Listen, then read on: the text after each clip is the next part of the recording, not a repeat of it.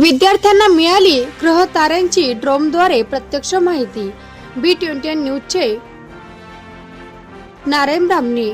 Moreshwar English school आणि junior college Rajur Ganpati यांच्या समन्वयातून दिनांक 13 मार्च रोजी शुक्रवारी विद्यार्थ्यांसाठी एक अनोखा आणि शैक्षणिक उपक्रम आयोजित करण्यात आला होता। या उपक्रमामध्ये शाळेतील सर्व विद्यार्थ्यांना तारांगण च्या माध्यमातून खगोलीय विश्वाचा ड्रोनद्वारे अद्भुत अनुभव घेता आला।